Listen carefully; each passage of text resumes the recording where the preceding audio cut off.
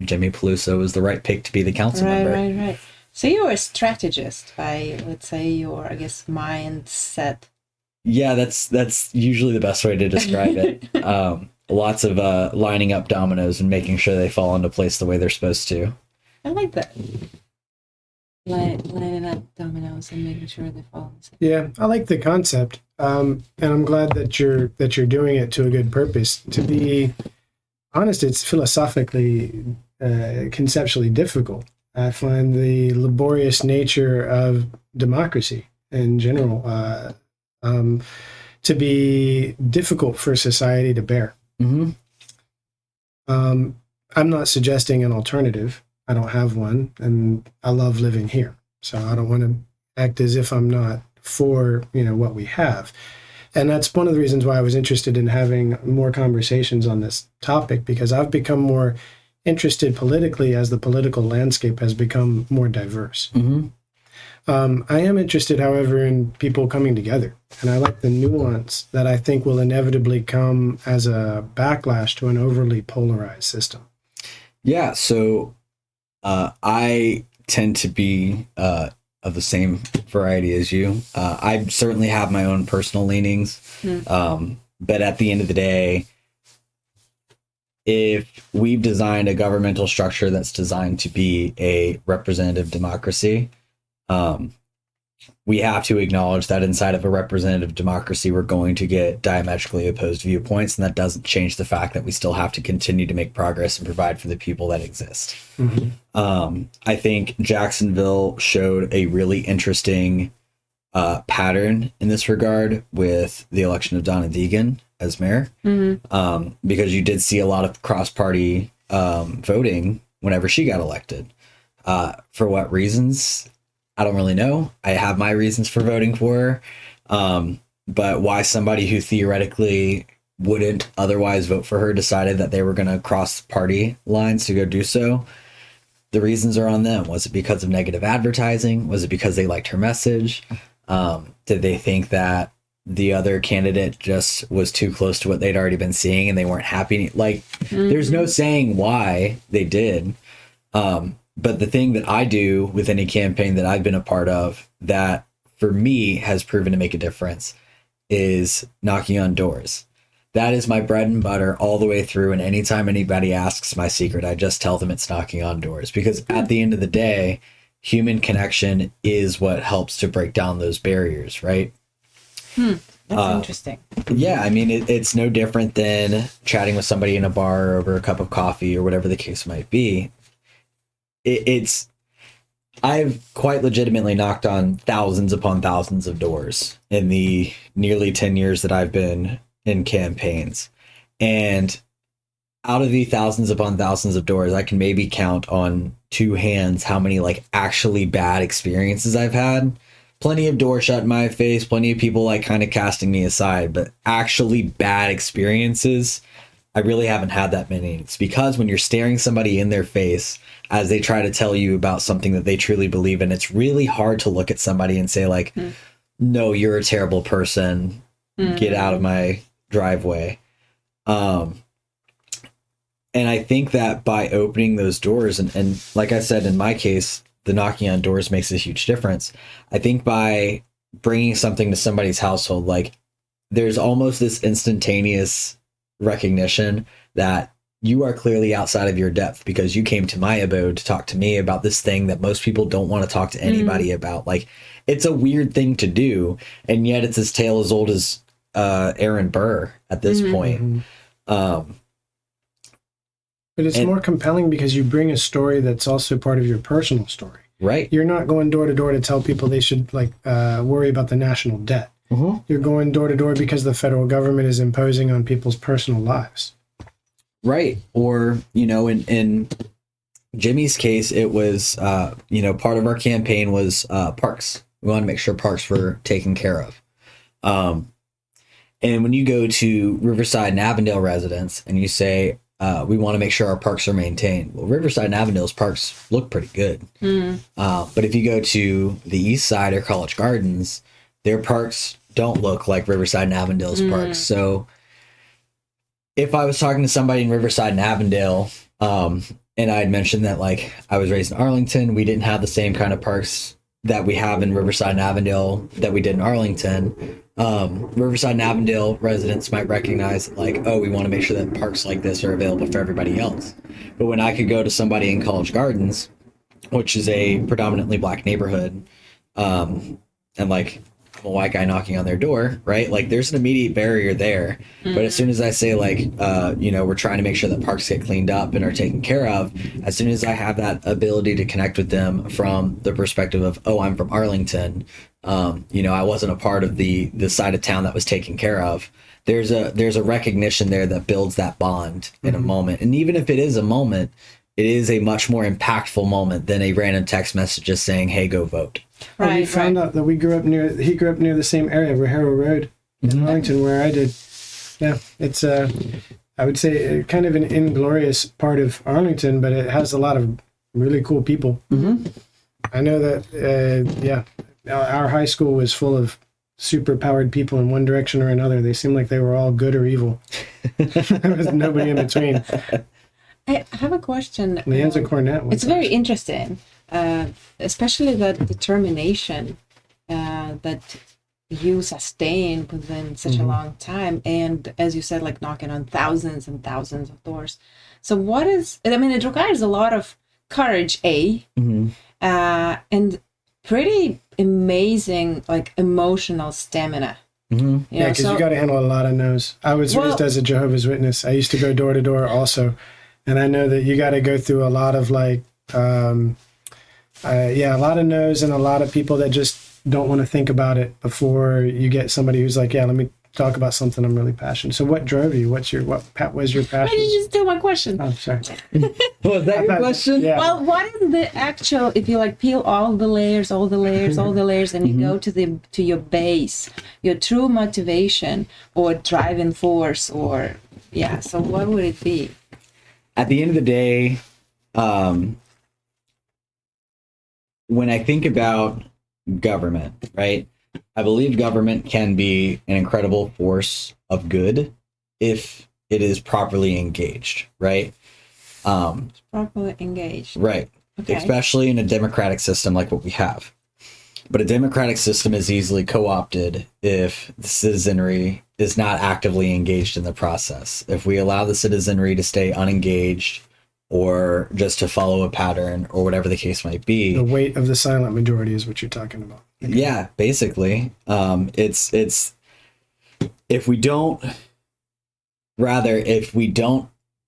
take the time to actively get people engaged with the conversation, actively get people engaged with the race, and especially at the more local levels, because federal stuff is fine and dandy, but it's such a high level of policy that it's really hard to talk to somebody about why a 30-cent subsidy on wheat for a farmer in Idaho impacts a person who lives in San Marco, Jacksonville, Florida, Now it does, but that's a really hard thing to connect with in 30 seconds. But whenever I talk to somebody about a pothole or somebody who wants to run for council who has a 30-cent tax fix on every beer sold at the stadium so that we can fund a pothole fund, that's something that they can see and tangibly notice over time. And giving people that opportunity to engage with in a moment what this process is, what they can do with their vote to be able to engage it, and how engaging with it at all actually impacts the systems that, at the end of the day, govern us.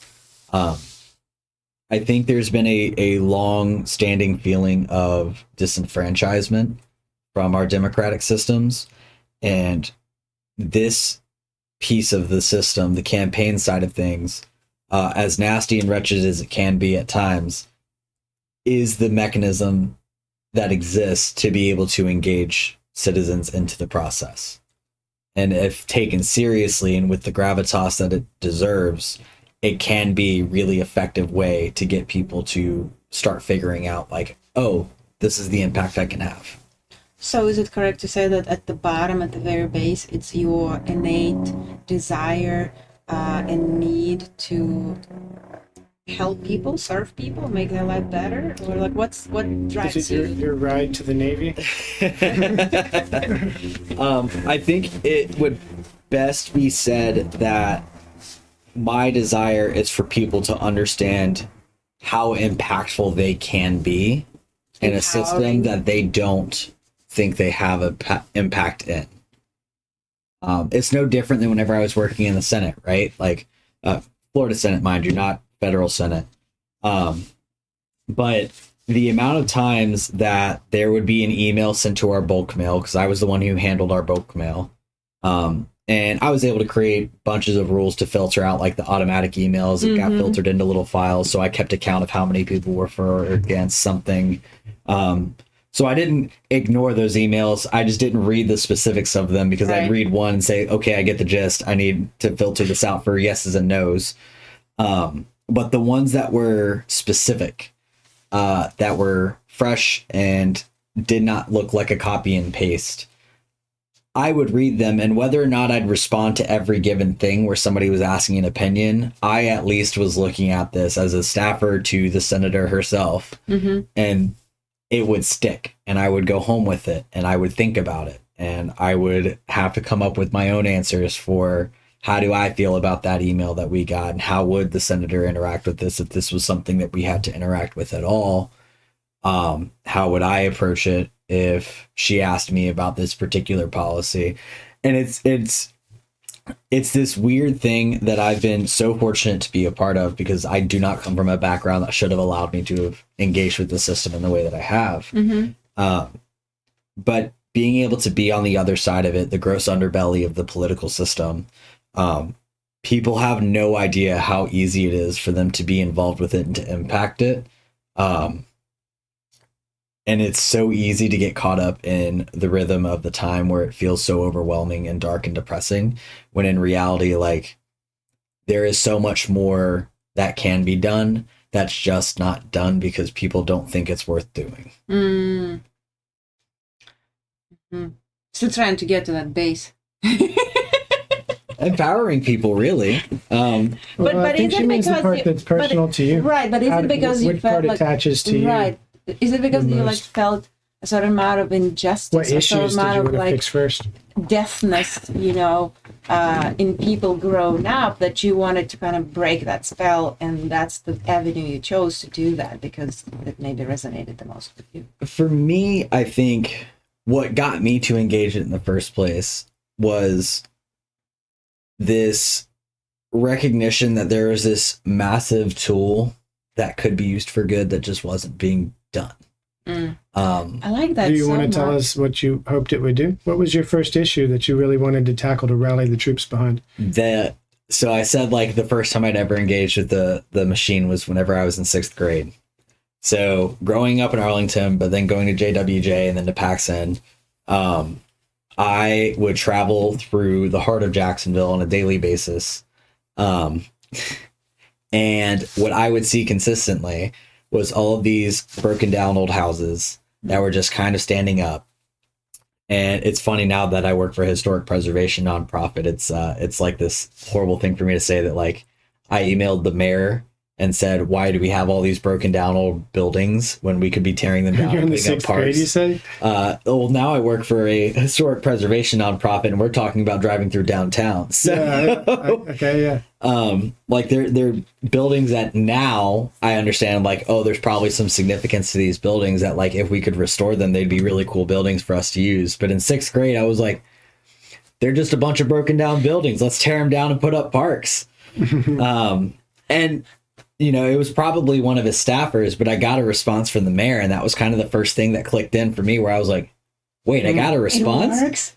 Somebody will answer?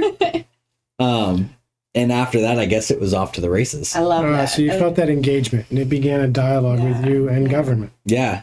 Okay. It was a random off kilter, and it was like, I can't remember where I found it the other day. It either was a screenshot or a print off or something like that, but somewhere I'd found the email, and I'd included like a clip art diagram about how, like, people breathe out CO2 and trees breathe in CO2 and they breathe out oxygen and we breathe in oxygen. And it's this nice clean cycle.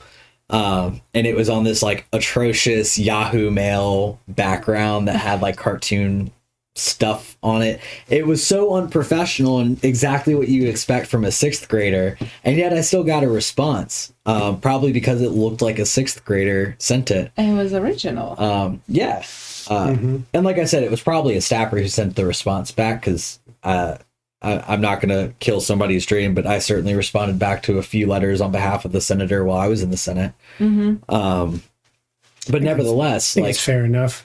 I just, you know, it's like mom's got to act on behalf of Santa sometimes. Exactly. And it's usually easy stuff that I'm responding with, but at the end of the day, like I felt that engagement. I felt for a moment, if even, that I had a voice in the process and that somebody heard me for a moment. Because that response email is whenever I learned that Jacksonville actually had the biggest park system in the United States, which was something I did not know. Oh, I also, I'm learning this now. Yeah, we have the biggest municipal park it. system in the United States. Now, is it the most beautiful or well-maintained? We're working on that. But we have the most park space in the United States. And that's Jacksonville City, excluding Jack's Beach, right? Nope. The city of Jacksonville overall, which incorporates all of Duval County. Okay, okay. Yep. That's cool. I like that. Now that I think about this, I think since I was born, I always lived in places with a lot of green territory. Yeah, I met you in Berlin. Yes, that's one of them. And like the town where I was born and raised, it was also one of the greenest places. Anyways, it's totally like side note, but I'm like, and now I'm in Jacksonville? I gotta dive into that thought. You're a park girl. And it's interesting you say that because like, you know, as time marches on and I've been involved with the process as I have been, the policy that I've been interested in impacting have changed, right? Where at first it was advancing LGBTQ interests, which is certainly still a part of things that I concern myself with. Now, if you ask me, some of the things that I'm more interested in is making sure that city zoning and planning is done in a way that facilitates proper neighborhood building. And it's interesting you should say that because the neighborhood that we're in now is one of the most like park friendly, local business friendly, walkable, bikeable spaces in the city. Yeah. Like this is like the model neighborhood for our city. But if you go to the neighborhood that we grew up in, our neighborhood was not the same way. And it's just across the river. I couldn't believe how close it was. Exactly. When I was a kid, you know, you don't, especially in a place like Jacksonville, each neighborhood is like its own little city. Yeah. And as a kid, you don't think outside of that. I think of my school, my area, the people I know, the people I grew up around. And when I came over to Riverside, I was just, my mind was blown. I was like, oh my goodness, we have this whole little bohemian district. Right. At a time, bohemian. I don't think it's very bohemian now, though. Yeah, I have to admit that I did say when we were coming back from Berlin that it's changed, it's grown a lot. But I'm glad for that because the influx of more people being interested in that lifestyle means more restaurants, more bars. And it's weird and eclectic and wonderful. I love it for exactly that, right? Mm-hmm. That's exactly right. And that they keep it local. I like that they just don't sell out, you know. And you know, that's part of the value of having the nonprofit that they've got that represents the neighborhood. Did you know that the Burger King just up the road from here, people have asked me before, if it's all local places, why is there a Burger King? Like, because that's where it started. Yep.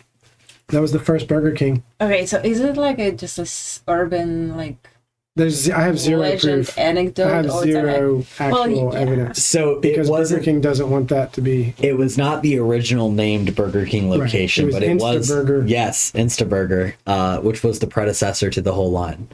But it was that the original location on King Street? And It's been torn down and rebuilt. Yeah, but it's very much near the same thing in the same property on King Street. That's why but that building's been rebuilt itself several times. Right. Yeah, I mean, it doesn't look like the 50s. Yeah, it's made out of like plexiglass and plastic. It's obviously not been there for that long, but it's the same spot. It's been, in fact, it was called Burger King because it was on King Street. Right. Mm-hmm. Yeah. Mm-hmm. No, it's such a cool little neighborhood, but like kind of to your point, people who work there don't even know. No, not at all. Which is really wild to me. It's terrible because it's the worst Burger King in town. It is? Yes. Okay, I don't know that. We don't eat fast food, so I've never. And I don't blame y'all, but I do love Burger King, and it is the worst one in town. So even though it's a chain, they still can differ? Because of it being a franchise, from what I understand, like there is like some QC efforts from the chain perspective, but it's They a don't have a franchise at the end of the day. So Yeah, and a manager see. runs How the shop, huh? interesting. Yeah. Even within a chain, you still can be unique and individual. Well, even when we send technicians out, we've got different managers, and which lead goes can radically be different. But I want to go back to Parks and my point. yeah, absolutely. What's my point? Well, you were saying, like, to your point, Oh. before he interrupted you with the Burger King. Yeah, no, all good. But to your point, like that's exactly the kind of things that can be done with that kind of engagement, right? Like our neighborhood doesn't look like our neighborhood because the city of Jacksonville just decided like, okay, well, Riverside and Avondale gets to be the ideal neighborhood. That's not how it happened. Yeah. It's because Richard Cirillo, Wayne Wood, Jim Webb put their nose to the grind and dug in and made it that way. Exactly. Whenever RAP was formed back in 1974, it's almost been 50 years since that organization was founded. Next year. Yeah. But back whenever it was formed, like they were tearing down massive historic homes left and right, and which were of exceptional scarcity in 74 because of the great fire that happened in Jacksonville in 1901, which burned down most of our urban core. So the fact that they were going through and just tearing down these old homes, we were like ripping apart our historic foundation in one of the most historic neighborhoods in the city. So alongside that, there was also the intended construction of a highway system that would have gone down effectively with St. John's Avenue right now. I believe that's where it was supposed to go, which would have cut off a lot of the neighborhood's access to the riverfront and continue to tear down hell more houses. Wouldn't even be at all what it is Why would today. they even Exactly. do that? Yeah, exactly. It would just kill everything east of the river. Precisely. It was going to be a chokehold to the neighborhood and all in favor of rapid development without really due regard to what it would mean to the neighborhood. But it took having that citizenry that could engage. And, certainly they engaged in the voting process, but they also engaged by like actively talking to the city government, like demanding that their neighborhood be protected, that we look at these homes and that we find better ways to develop if we're going to develop at all. And then gone on to find or to get us a historic boundary, a historic overlay on the neighborhood, which protected us from the city planning perspective. And then later on, we'd get onto the national list of historic. Was that in the 80s? I want to say late 70s is when we got the city's recognition. And then I think it was the 80s whenever we got the national recognition of a historic place. Because we're on the historic register as a historic neighborhood. But those kinds of things only happened because there was a small group of people who decided enough is enough. Right. Ben Franklin, I think, is the one who said, like, don't doubt that a small group of people can make enormous change. Indeed, it's the only thing that has. I think it's Ben Franklin who said that. I might not have quoted that directly, but it is true at the end of the day, right? That's right. The majority don't elicit change by the virtue and nature and definition of whom they must be. Exactly. Most people want stability. And the more that you can advocate and prove your proof of concept and try your damnedest to get somebody to look, listen, and perceive what you're perceiving, the more buy-in you can accrue through that organic and natural means, the more sustaining power your particular philosophy has. It's true for a campaign. It's true for protecting a neighborhood. It's true for making a change in the world at all. So if someone wants to make a change in, let's not just keep it small, keep it manageable in the city or even in the neighborhood, where should they start as a citizen Talking with people. Get an interest. Yeah, I mean, I guess the better place to start would be knowing your facts. Because do your homework, research. Yeah, if you come at something half-cocked, like you're never going to be able to really sell anybody on what you're thinking about. Now, I'll say talking to people helps you like figure out where the holes in your conversation are. But at least having a good background for yourself so that you understand where you're coming from and doing that deep introspection to begin with, right? Your questions earlier about like why I've gotten into campaigning and whatnot. I've had to ask those questions to myself over 10 years of doing it. I imagine, right? Because it's exhausting. It's draining. To your exact point, like there's plenty of no's, there's plenty of hard conversations that happen, there's plenty of uncomfortable ones that happen. But at the end of the day, you have to like reflect on like, why do I keep doing this? Why is this something that I do? You know, you don't spend 10 years doing a thing without having to figure out like, why am I still doing this after so much time? So having that introspection and understanding for yourself why you are pushing forward in this particular thing makes a difference. And I think being brutally honest with yourself is also important, right? It doesn't, if your interest in changing something is just because you want to be rich, then you have to decide for yourself if you're okay with that being your reason. And if it's okay for you, then by all means, keep moving it forward. But if you feel like you are compromising some other value in that process because you want to be rich, you have to find your square on that. But it's doing that background research and then engaging people in the conversation, right? It's kind of an all-encompassing step. And then once I engage a certain amount of people, it's like, okay, there is some resonance. I create a stir. What would be the formal steps after that to approach, let's say, city council? It changes depending on what you're trying to do. Just write a letter, right? Yeah, I mean, you can just write a number of signatures, or it should be in a certain form. It always changes, right? If you're talking about renaming a road, that could be as simple as talking with your elected representative. In a road's case, it's your council member. If it's, what if we want to make like a cat district? We want to be like, put up signs where like, you got to watch out, there's a lot of cats here. Slow down to 5 miles an hour. You know, I think because the cats are in this. I think you'd have to get a cat district defined by law to begin with, which would require a city council person's buy-in. Perfect. All right. We're working on this. Design work. You'd have to get enough people advocating for it. You'd have to talk to the committee chairs for any committee. Like there's a whole lot of steps that go into it. And I think that's one of the more intimidating steps of government, right? Is that there are a lot of steps. It is a massive system at the end of the day. But if I don't know, I'm like, I have this idea, I have a positive feedback from my community. I can just write and it's like, hey, what should I do? What can I do? What are the next steps, right, to bring it Every legislative staffer is going to kill me for saying this. I don't want to. I want to see you again. I can handle the rap. We're going to put them all to work. I can handle the rap. Send them the letters. Let the letters come. Truly, legislative staffers are the most underutilized resource inside of government. We know how to do things. We understand how to move policy. We understand the processes that policy moves through. I only worked through 2 legislative sessions while I was in the Senate, but it doesn't change the fact that I understand that this bill with this particular context is probably going to go to this, and this committee. And if this happens in this committee, then it'll move forward. But if it doesn't happen, then it'll stay there. But to get it out of this committee, you have to do X, Y, and Z. Legislative staffers are so useful for that. And they are at your disposal. Your representatives, regardless of their political alignment and whether or not they align with you, their staffers are still supposed to help you out as a constituent.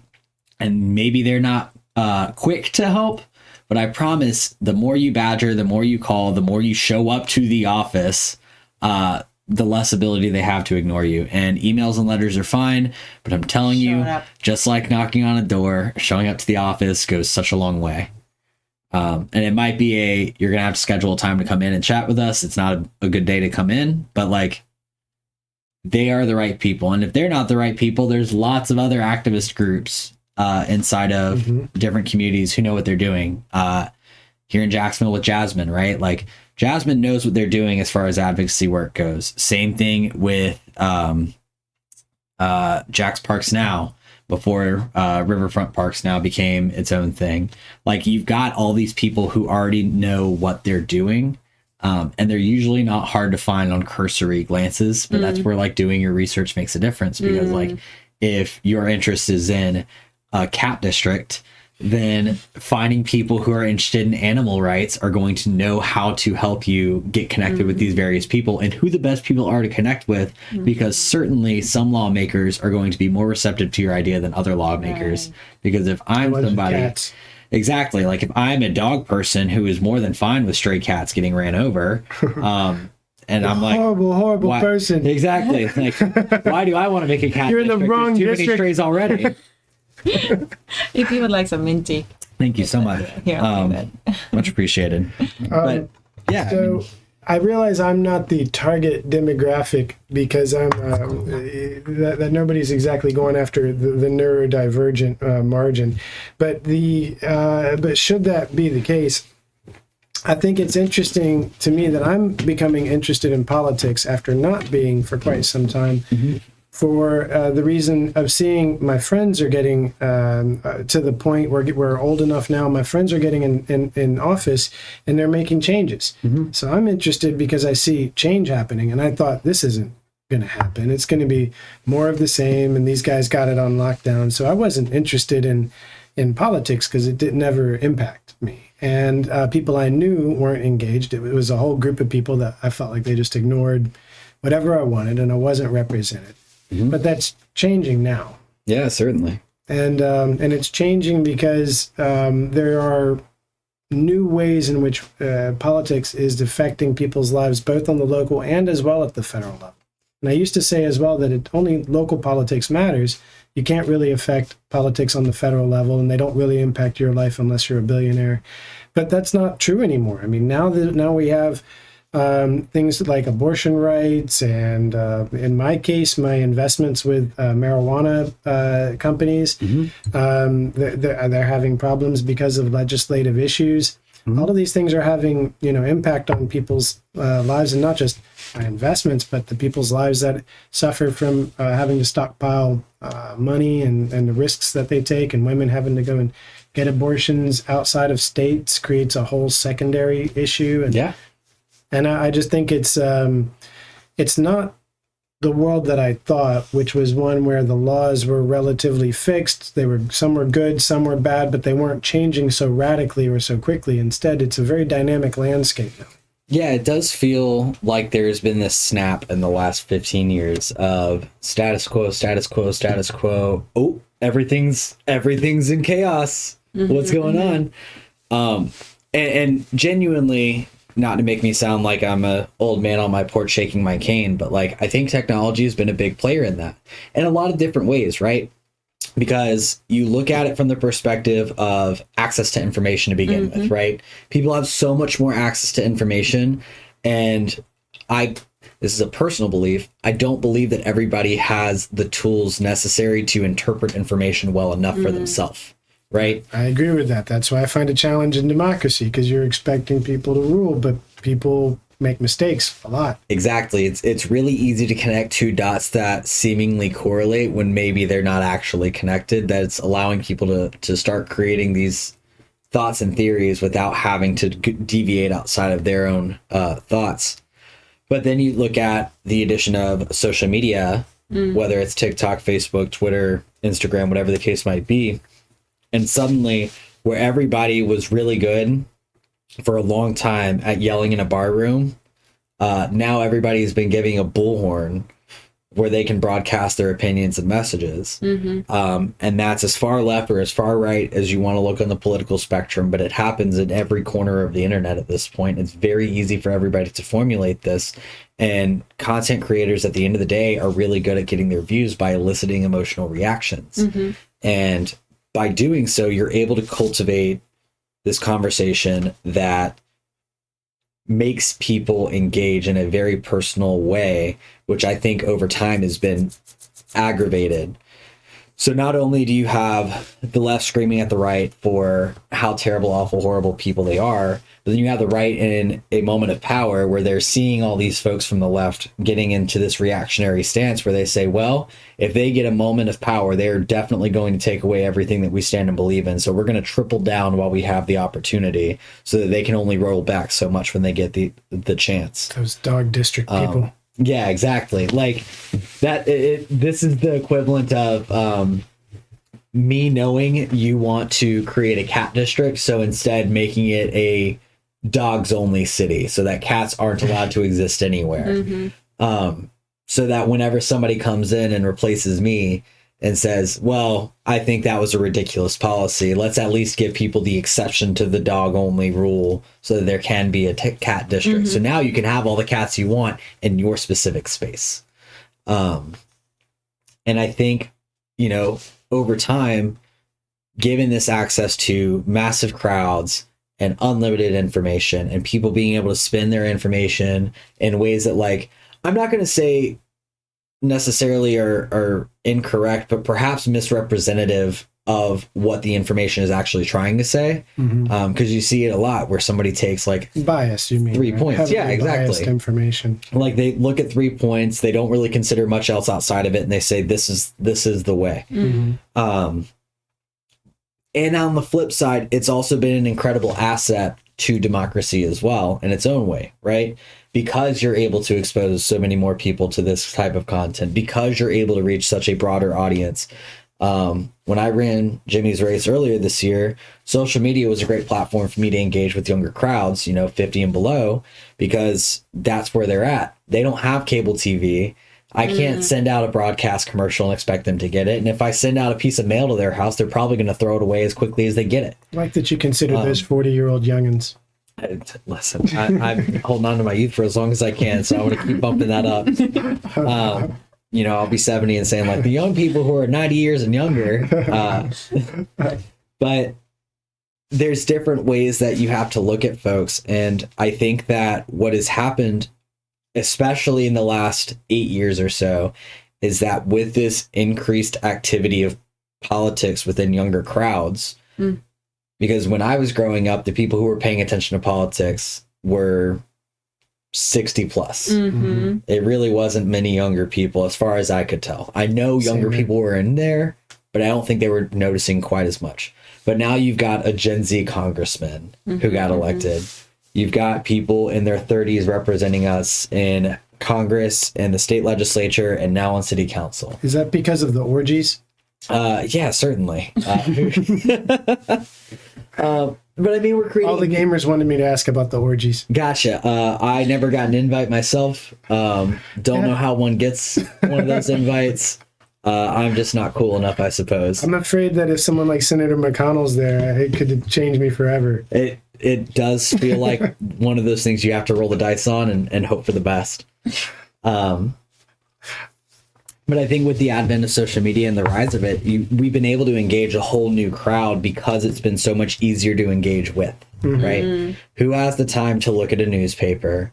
But I can look at an article really quickly on my Facebook feed. Who has the want to watch CNN all day long when all it is doom and gloom? But this random content creator that I like is able to create this 5-minute video about this weird niche policy that's like a very big impact on me. And especially when you've got an algorithm that feeds you the things that it knows you're already interested in and worried about.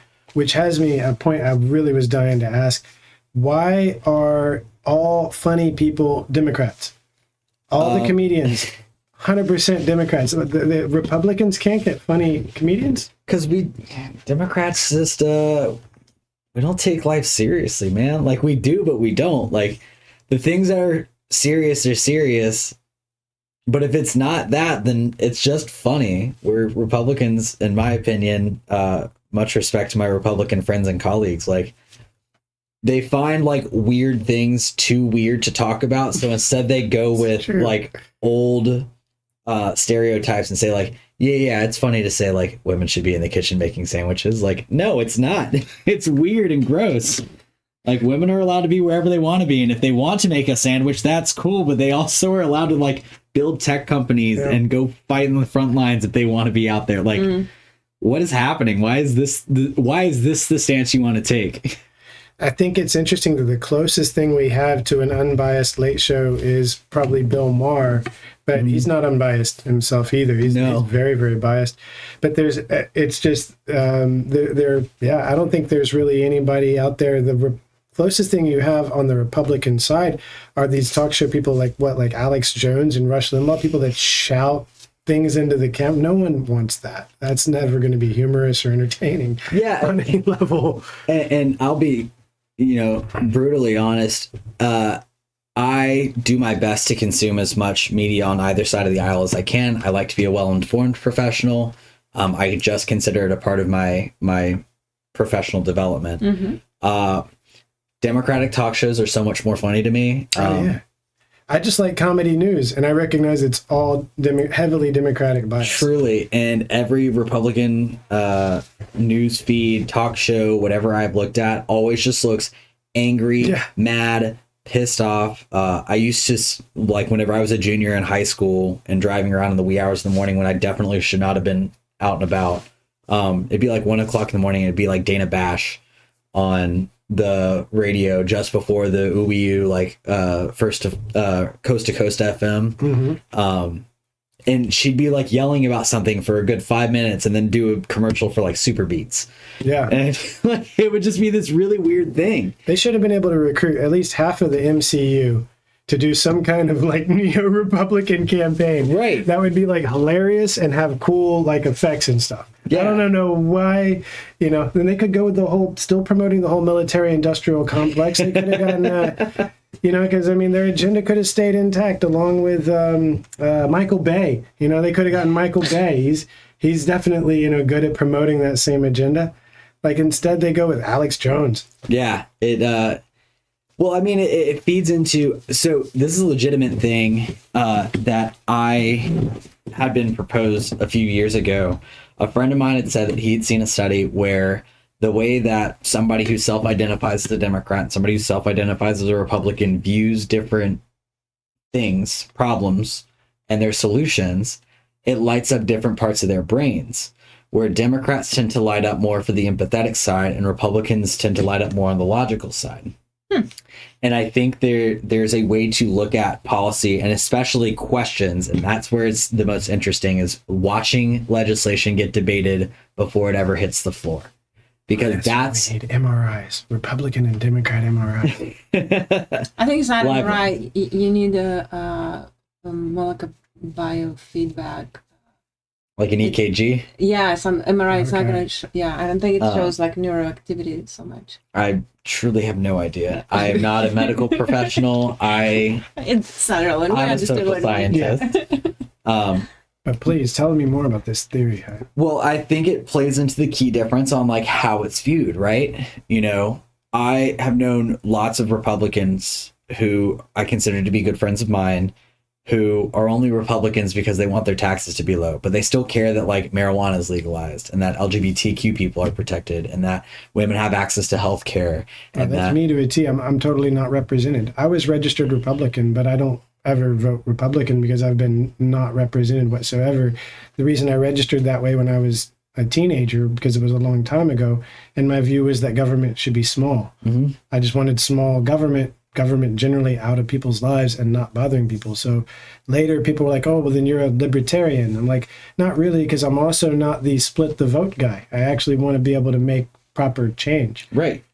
And there is an element to looking at it where it's funny because I know I've listened to so many strategists yell at people about like using your vote strategically, which there is an element to that I prefer people observe, but the lower down the chain of what you're looking at for campaigns, the less I believe that it's necessary. Mm-hmm.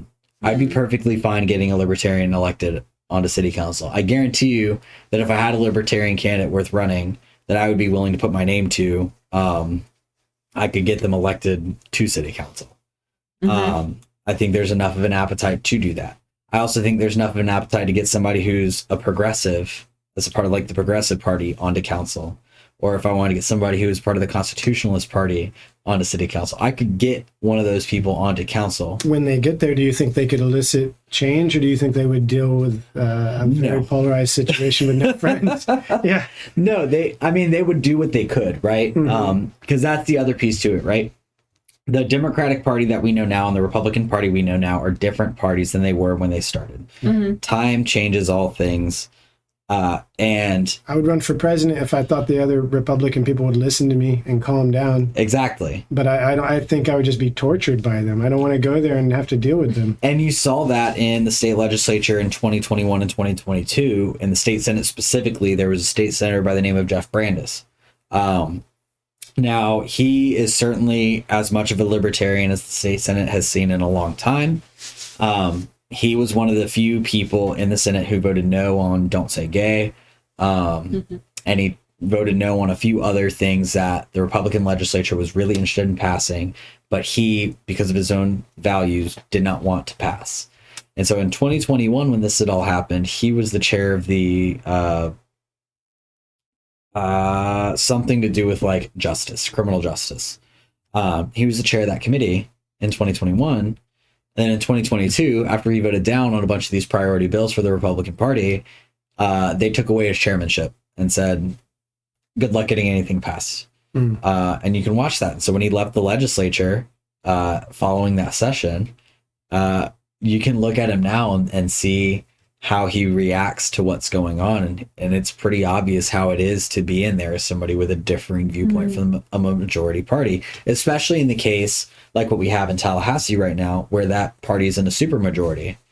You would think a supermajority gives your party members the ability to like express a few different viewpoints, because now you don't need every single person in your party to line up. But it gets worse, because now it's like, hey, we're going to throw everything we got, especially with some of the hardest policies that we've got, and we're going to make sure that that goes through. That's a dangerous slope. It's weird. That's how you end up with some very, very bad laws. Truly. It's why Florida's kind of in the situation that we're in right now, where we have some like really weird stuff that is passed that is not making us look like such a fun state to be a part of. Especially. I really wish they'd never picked a fight with Disney. Yeah, that's a big one. I'm like, you got to be kidding me. It's the thing that supported this state and has kept us tax-free for so long. And that's the number one thing that has driven business here. It's huge. Yeah, and retirement. Like, everybody wants to come to Florida and retire and do some little side business. Yep. You look at like Don't Say Gay, for example, the amount of trans friends and family that's right. I know who are terrified of staying in Florida at this point, because it looks like there is a targeted attack on trans folks inside of our state. And it's riling up hate-filled groups, right? Like, we see neo-Nazis protesting almost every other week in Orlando. We've certainly had our bouts of anti-Semitism here in Jacksonville. We had a Pride event last year that the Proud Boys were out in front of, that were trying to stop it, but the community is resilient in their own ways.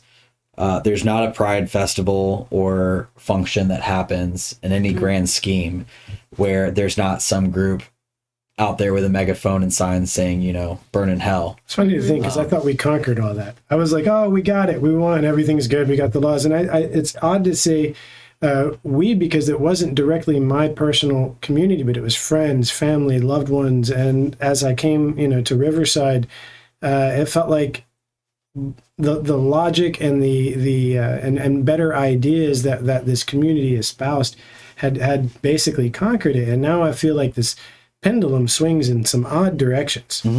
That's what's gotten me also interested and involved. I mean, it's freedoms and rights are protected as long as people are there to protect it, right? When the eye's off the ball and somebody wants to take the ball away, they're going to take it away. You get the right groups with the right hateful messaging together and decide, like, this is what I want to deal with. And they're going to rally their resources to make sure it's done. It's it's no different than the backlash that hit Chick-fil-A several years ago, whenever it was found out that Chick-fil-A was actively helping to fund like conversion therapy and anti-gay legislative groups.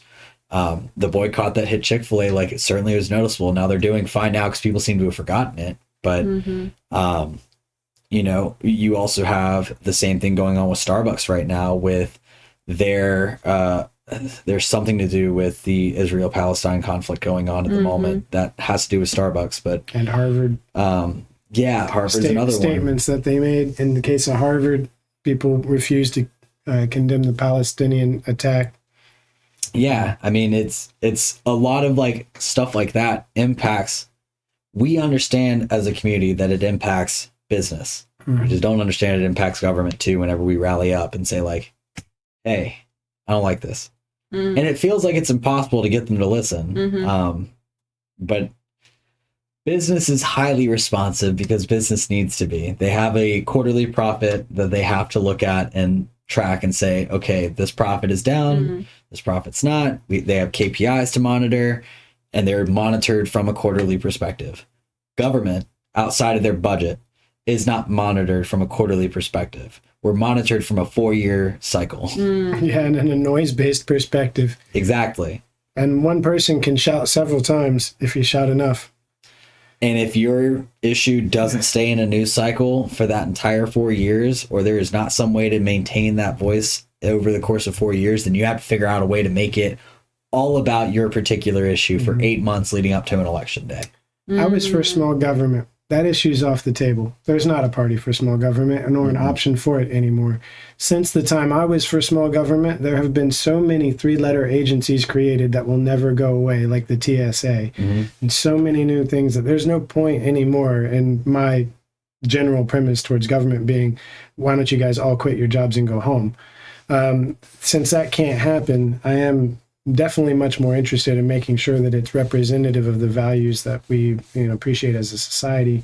And the number one value that I appreciate is the freedom to be able to act like I want to do what I want to do. Yeah, no, I that is truly where I land on pretty much any issue.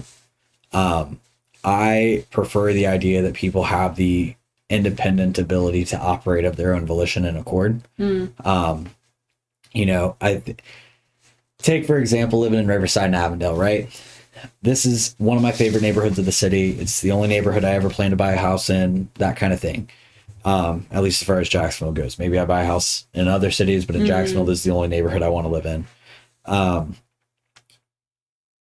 I know that one of the things that people stress about the most living in the Riverside Historic District is trying to do any exterior modifications on their house, because then you have to go through the COA process, you have to get it approved, etc., etc. And if you want to do it anyway, it's a lot of extra money and fines and fees and blah, blah, blah, blah. Like, I get all that. But at the end of the day, this was decided on, this historic overlay was decided on by the residents of the district, and you decided to move into this historic district and absorb what it meant to own a historic home. I have an odd, different experience. I love it. I do too. I found everyone really helpful. And when I would get my certificate of approval, they would directly relay my information generally, and I would get my permits more easily because I'm like, I already have a certificate of appropriateness. Yeah. I found it great. It's a super easy process, and it doesn't cost people any money as long as they're still within the guidelines. Yeah, I was surprised there's no charge. Yeah. I didn't know there was no charge. No. I was expecting a bill at some point, or when do I pay? And all the guidelines are publicly available. They're not hidden away. They're easy to understand for the most part. Some of them are like very architectural, but like assuming you're doing the work, you maintain records of contractors? Yeah.